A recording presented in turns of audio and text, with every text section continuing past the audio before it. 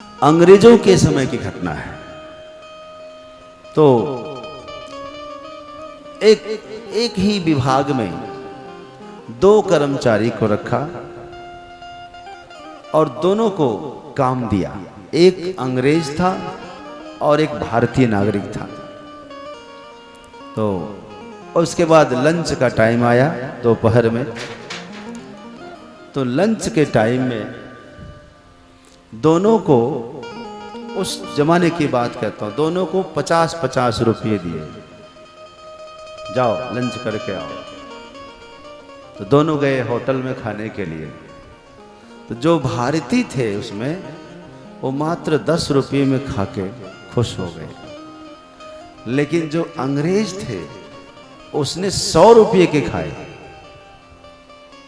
50 तो था ही, 50 उधार ले लिया, अच्छा अपने जेब से खाया, लेकिन खाया 100 रुपये। अब जब लौट कर गए तो जो वहाँ हाकिम थे, बड़ा पोस्ट पर अधिकारी, उसने पूछा क्यों लंच कर लिया? बोले हाँ कर लिया। अच्छा जो 50-50 हमने दिए थे हो गया था उसमें कि नहीं? तो भारती कहते सरकार हमने तो मात्र 10 रुपये में अपना काम कर लिया, 40 रुपये बचा के लाए। अच्छा वाह वाह वाह वाह, बहुत अच्छा, 40 जमा कर दिया। अब उससे पूछा क्यों भाई, 50 दिया था, कितना खाया? बोले 100 रुपये का खाया। अच्छा 50? बोले 50 उधार। तो उस हाकिम ने सोचा कि भाई अब दोनों के यदि तनख्वाह का निर्धारण करना हो तो सोच के करना पड़ेगा कि नहीं। अब जिसका 10 रुपये में वो लंच हो गया, उसका तनख्वाह उसके अनुसार ही तो होगा है? जिसने 100 रुपये का खाया उसके हिसाब से कम महीने का 3000 तो उसके खाने में खर्चा है। यह सोच करके उस समय जो अंग्रेज होते थे भारत में, उसका तनख्वाह भारतीयों की अपेक्षा 5 गुना 10 गुना होता था, और भारतीय कर्मचारियों की तनख्वाह उसकी अपेक्षा बिल्कुल कम होता था।